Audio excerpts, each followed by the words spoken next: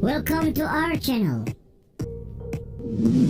Kalian tentu pernah dengar Kuwait kan? Salah satu negara Jazirah Arab ini dikenal sangat menarik untuk kalian ketahui. Lantaran tidak banyak yang tahu ia memiliki mata uang terkuat atau paling mahal di dunia.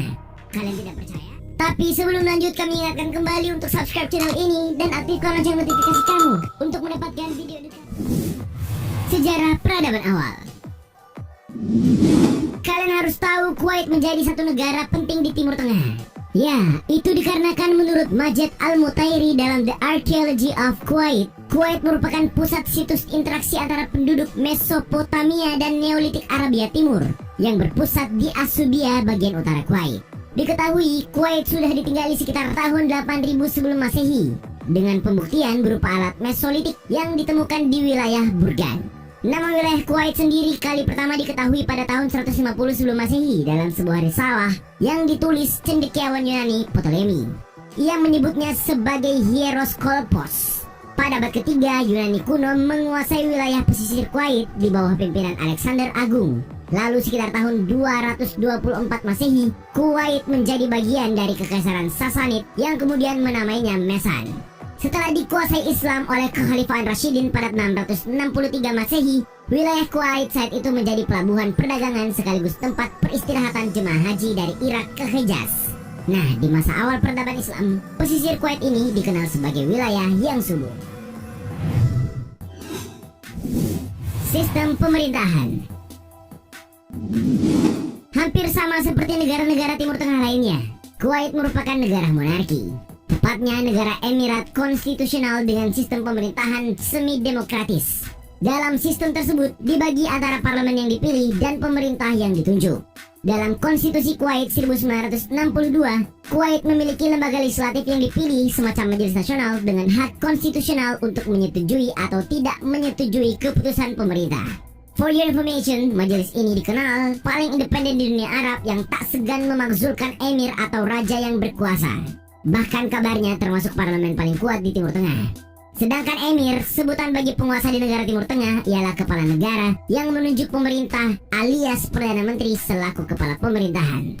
Menariknya, Perdana Menteri Kuwait haruslah anggota dari keluarga yang berkuasa. Dan kalian tahu, Kuwait ini termasuk negara paling liberal di Timur Tengah. Ya, khususnya dalam hal kebebasan individu dan hak-hak politik.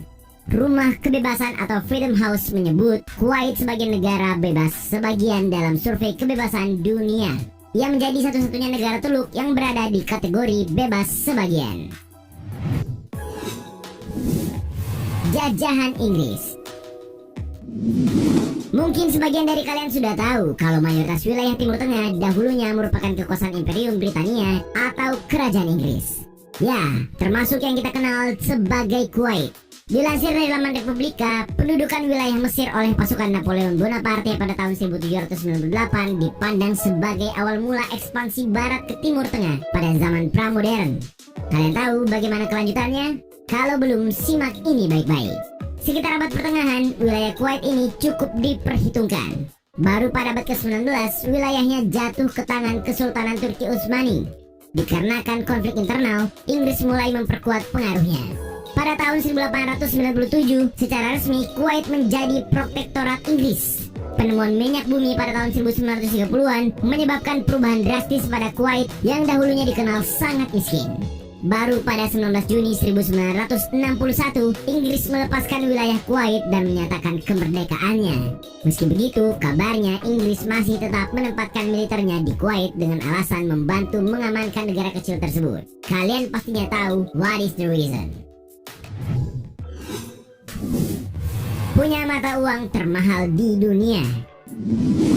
Inilah salah satu yang istimewa dari Kuwait. Mungkin kebanyakan di antara kita berasumsi kalau dolar dan euro lah yang menguasai mata uang dunia.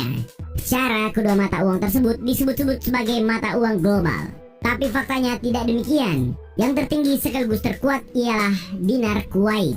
Sebagai gambaran, menurut highestcurrency.com, nilai tukar 1 dinar Kuwait menyentuh angka 3,29 dolar atau 3,21 dolar US menurut kurs saat skrip ini ditulis. Sedangkan untuk mata uang euro sama dengan 2,90 euro atau 2,96 euro menurut kurs saat skrip ini ditulis. Jangan tanya rupiahnya berapa, saat kami cek 1 dinar Kuwait setara dengan 50.318,27 rupiah atau 50 ribuan. Bayangkan saja kalau kalian punya jutaan dinar Kuwait, bisa buat kalian nyalek. Kabarnya hal itu disebutkan cukup wajar, mengingat posisi Kuwait sebagai pengekspor minyak terbesar sekitar 94% yang tentu secara langsung berpengaruh terhadap mata uangnya. Nah, untuk lebih rinci, kita akan bahas di tayangan selanjutnya. Makanya, pantengin terus data fakta.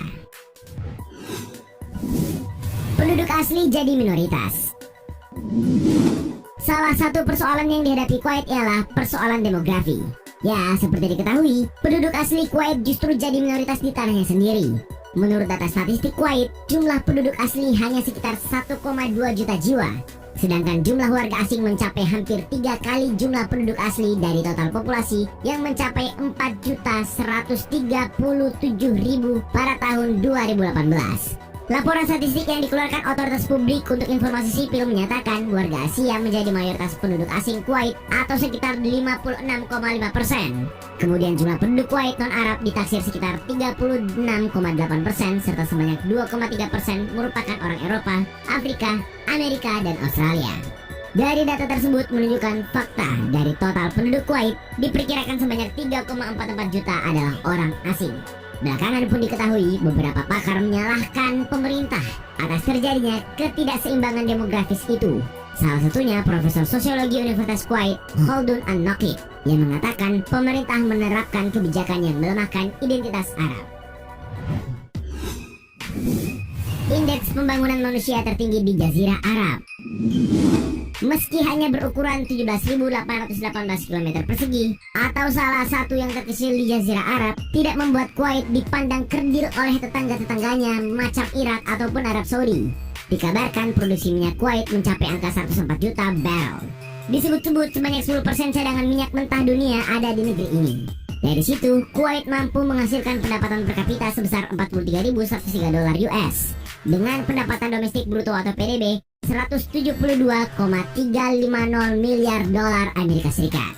Maka tak heran kalau negara ini disebut sebagai negara maju dengan indeks pembangunan manusia atau IPM salah satu yang tertinggi di dunia.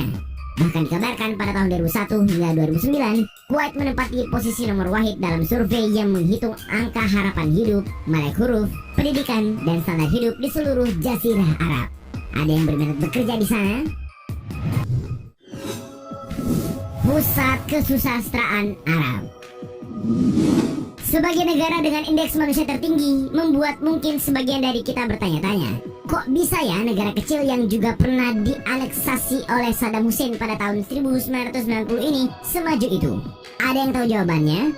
Ternyata salah satu kuncinya ialah kehadiran Maktabah Al-Babtain, yakni perpustakaan sastra Arab terbesar di dunia. Ya, perpustakaan bernama lengkap Maktabah Al-Babtain Al-Markaziyah li Syi'ri Al-Arabi ini terdiri 4 lantai. Perpustakaan ini mengoleksi buku-buku, majalah, jurnal, dan hasil penelitian khusus tentang sastra dan syair Arab. Dilansir muslimdaily.com, Maktabah Al-Babtain termasuk dalam perpustakaan pertama di dunia yang khusus mengoleksi karya sastra Arab yang jumlahnya lebih dari 100.000 buku dan jurnal. Kabarnya di antara koleksi tersebut terdapat manuskrip-manuskrip asli yang ditulis pada zaman awal Islam, sastrawan dari Andalusia, dan puisi-puisi cetakan mesin cetak pertama. Selain itu ada pula berbagai tesis dan disertasi terkait sastra Arab dari berbagai universitas Islam terkemuka di dunia. Itulah beberapa fakta menarik terkait Kuwait, sebuah negara kecil yang tak boleh dipandang sebelah mata. Bagaimana pendapatmu?